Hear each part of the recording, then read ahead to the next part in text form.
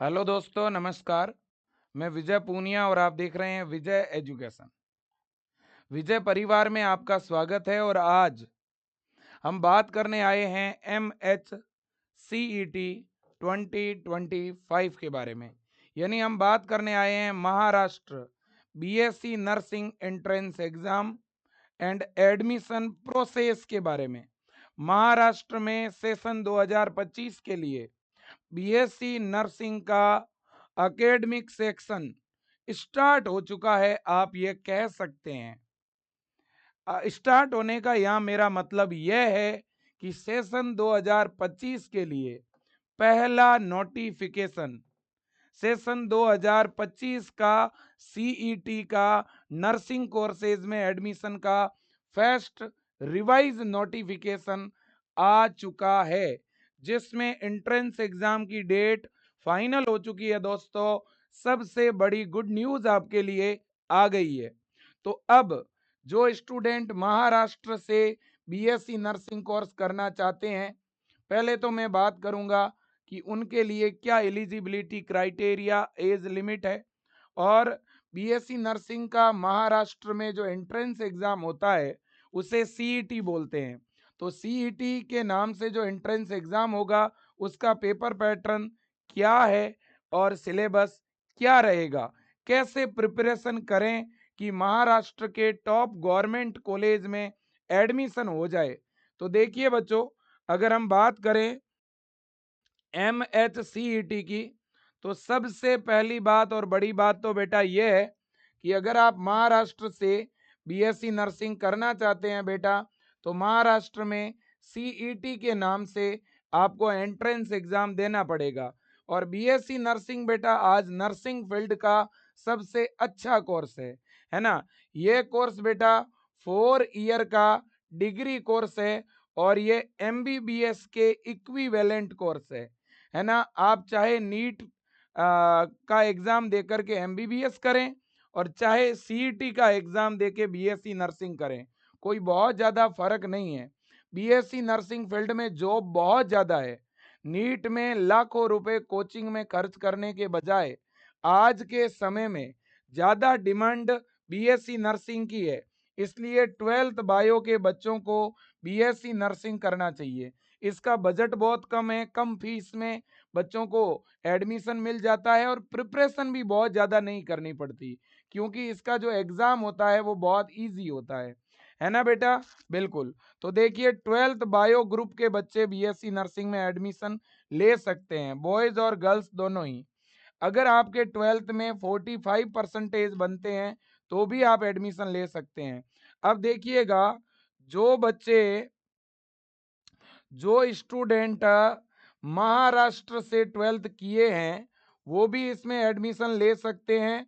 और जिन्होंने बेटा 12th अदर स्टेट से किया है, अगर किसी ने 12th CBSE बोर्ड से किया है ना, किसी ने 12th NIOS बोर्ड से किया है, किसी ने 12th अदर स्टेट से किया है, वो सभी बच्चे अप्लाई कर सकते हैं। बस नियम यह है कि महाराष्ट्र में जो बच्चा फॉर्म लगाएगा वो महाराष्ट्र का मूल निवासी होना चाहिए, महाराष्ट्र डोमिसिल का होना चाहिए, है ना। महाराष्ट्र डोमिसिल के जो कैंडिडेट है ना, जिनके पास महाराष्ट्र का मूल निवास है, वो महाराष्ट्र के गवर्नमेंट कॉलेज और प्राइवेट कॉलेज के लिए एलिजिबल है। ठीक है बेटा। क्या सर अदर स्टेट का बच्चा फॉर्म नहीं भर सकता? बेटा अदर स्टेट का बच्चा फॉर्म तो अप्लाई कर सकता है ना, लेकिन सच्चाई ये है कि अदर स्टेट के बच्चों को वास्तव में कॉलेज अलॉट नहीं होते हैं। और लास्ट राउंड में अगर कोई कॉलेज मिलता भी है तो बहुत अच्छा कॉलेज नहीं मिलता, है ना। हाँ, जिनके मदर या फादर बेटा महाराष्ट्र में गवर्नमेंट एम्प्लॉई है ना, जिनके मदर या फादर बेटा महाराष्ट्र में एम्प्लॉय है, महाराष्ट्र में जॉब कर रहे हैं, जिनके मदर या फादर, वो बच्चे जरूर फॉर्म अप्लाई कर सकते हैं। ठीक है ना बेटा। बिल्कुल जी। जो बच्चे अभी 12th में स्टडी कर रहे हैं, जिनका 12th अभी अपियरिंग है, जो अभी स्टडी कर रहे हैं, जिनका अभी तक रिजल्ट नहीं आया, वो बच्चे भी एडमिशन ले सकते हैं, वो भी फॉर्म अप्लाई कर सकते हैं। अब देखिए एडमिशन के लिए एज क्राइटेरिया, तो बेटा आपकी मिनिमम एज जो है वो 17 वर्ष होनी चाहिए। अपर एज लिमिट कुछ भी नहीं है, 35 45 कुछ भी हो, फॉर्म भर सकते हैं। आपकी डेट ऑफ बर्थ बेटा 2008 है या 2008 से कम है बेटा, आप फॉर्म अप्लाई कर सकते हैं। आपकी डेट ऑफ बर्थ 1980 से लेकर के 2008 तक है तो भी आप बेटा फॉर्म अप्लाई कर सकते हैं। ठीक है ना, बिल्कुल। अगला पॉइंट बेटा, अगला पॉइंट ये है कि महाराष्ट्र से अगर आप बेटा बीएससी नर्सिंग करते हैं तो आपको एंट्रेंस एग्जाम देना पड़ेगा, मतलब कि डायरेक्ट एडमिशन नहीं होगा। गवर्नमेंट कॉलेज में और प्राइवेट कॉलेज में दोनों में ही एडमिशन के लिए बेटा आपको सीईटी का एग्जाम देना कंपलसरी है।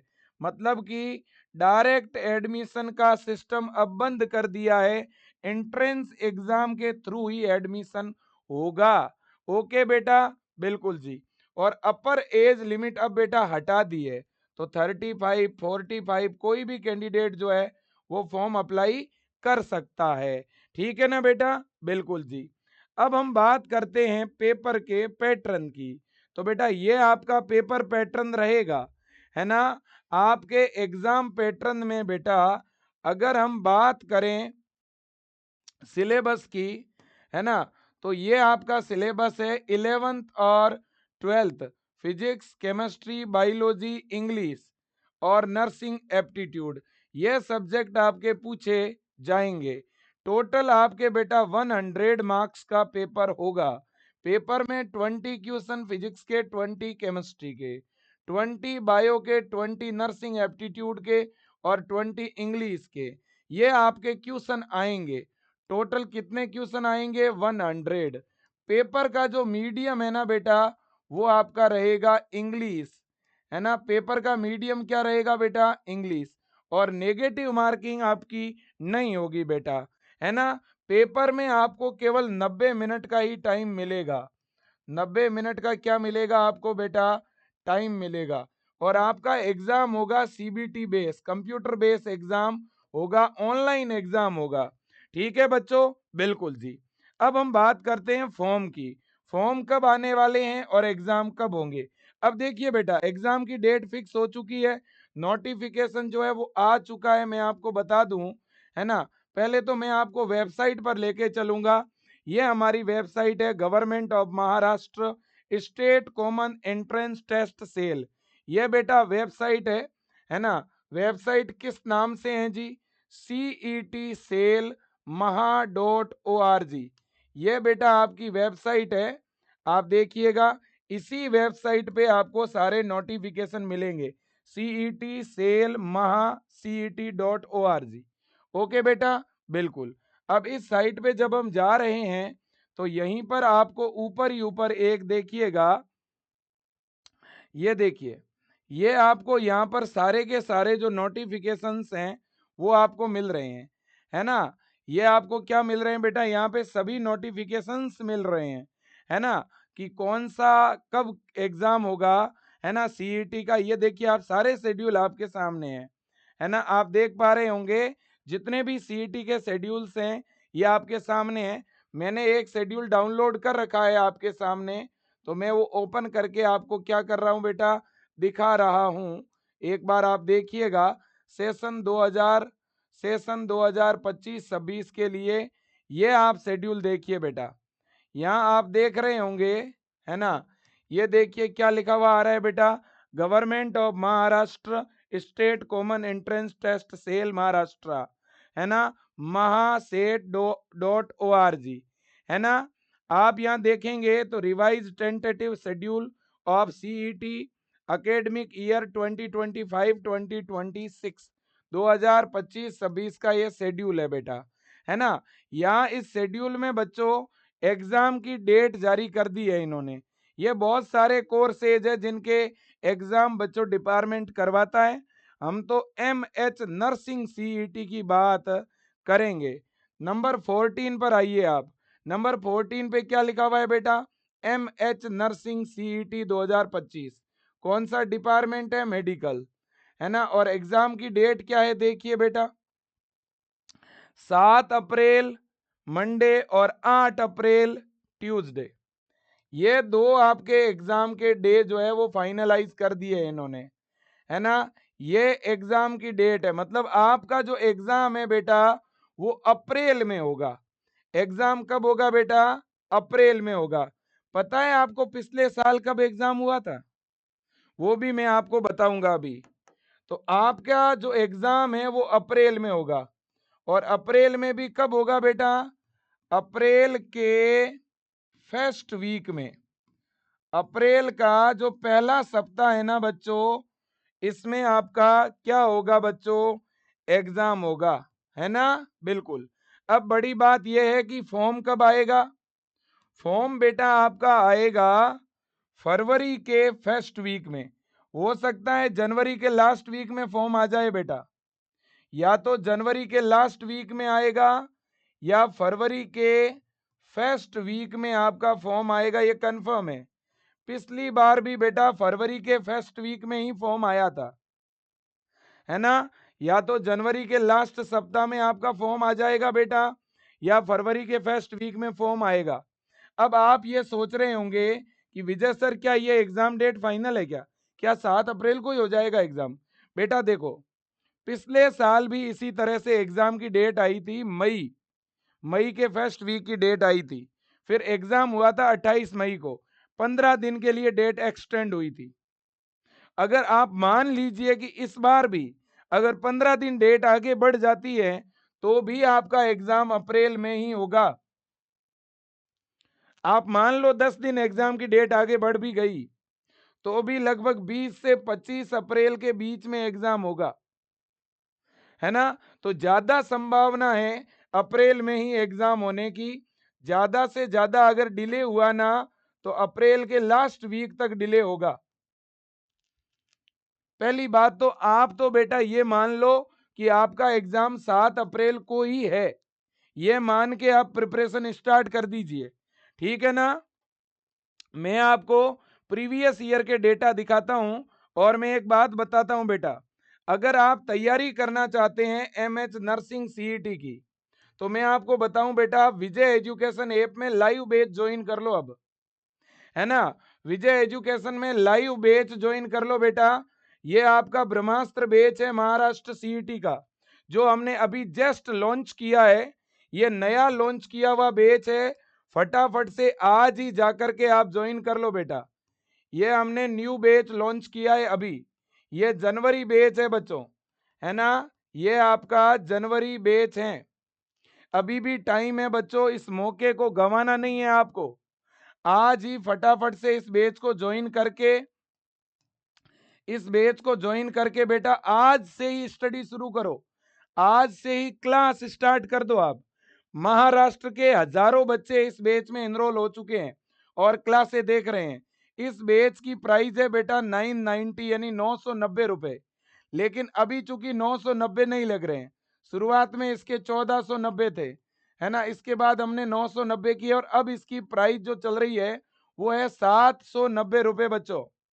ये 2 दिन के लिए ऑफर है, फटाफट से आप इस बैच को ज्वाइन करिए और जबरदस्त और बेहतरीन तैयारी करिए, ये मेरा आपसे निवेदन है बेटा, ठीक है। ये हेल्पलाइन नंबर है 9672721229, है ना। इस बैच में बच्चों मॉर्निंग में और इवनिंग में दोनों ही पारी में क्लास चल रही है बेटा, ठीक है ना। लाइव क्लास चल रही है ना। लाइव क्लास के साथ साथ बेटा आपको प्रॉपर नोट्स मिल रहे हैं, चैप्टर वाइज इंपॉर्टेंट क्वेश्चंस की DPP मिल रही है, डाउट सेशन मिल रहा है ना। इसके अलावा संडे टू संडे बैच में टेस्ट मिल रहा है बच्चों, ठीक है ना। तो इसलिए आप फटाफट से इस बैच को अभी ज्वाइन करिए, तैयारी शुरू करिए, क्योंकि टाइम बहुत ज्यादा नहीं है बेटा, ठीक है ना। बिल्कुल।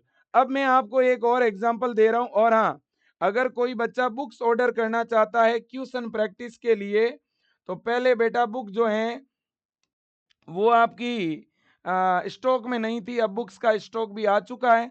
आप विजय एजुकेशन ऐप में जाके बुक भी ऑर्डर कर सकते हो क्वेश्चन प्रैक्टिस के लिए, है ना। हाँ, अब देखिए, अब हम नेक्स्ट पॉइंट की तरफ चल रहे हैं। हमारा जो नेक्स्ट पॉइंट है वो ये है कि सर प्रीवियस ईयर की बात बताइए, पिछले साल फॉर्म वगैरह कब आए थे। देखो बच्चों, ये पिछले साल के मैं डेटा बता रहा हूं 2024 के।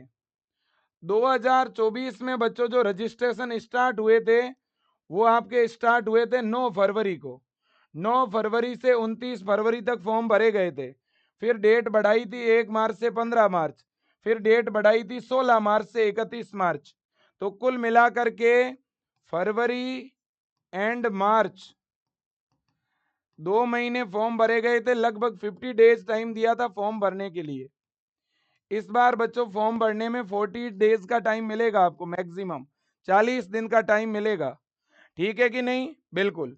ये आप देख सकते हो बेटा, पिछले साल आपकी जो एग्जाम की डेट आई थी ना वो ये थी। देखो, ये पिछले साल की एग्जाम की डेट है बेटा। पिछले साल आपका जो एग्जाम हुआ था वो 28 मई को हुआ था बेटा।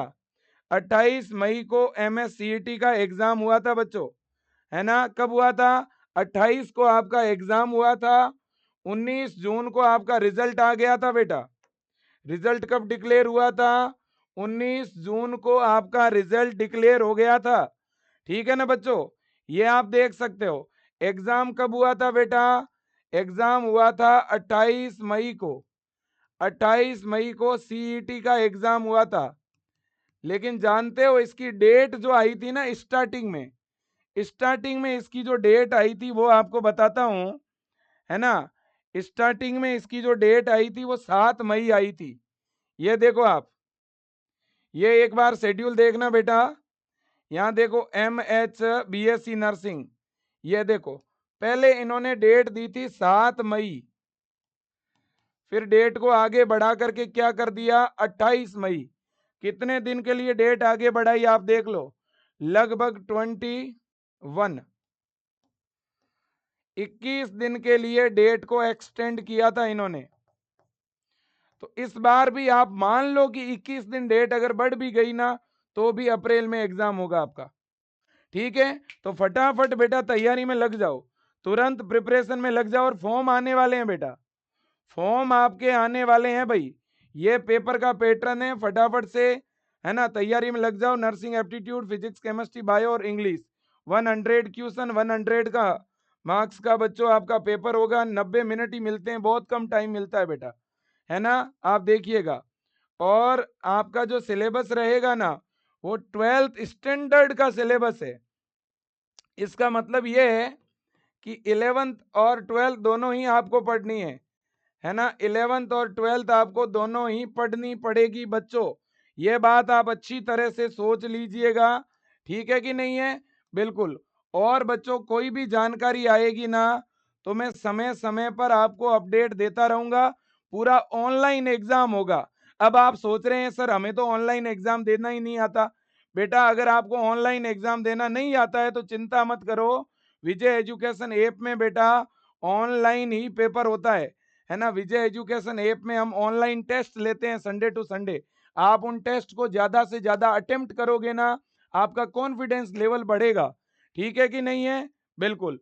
और ये जो एग्जाम होगा ना बच्चों, इसका सेंटर आपका महाराष्ट्र में ही आने वाला है ना? बिल्कुल जी।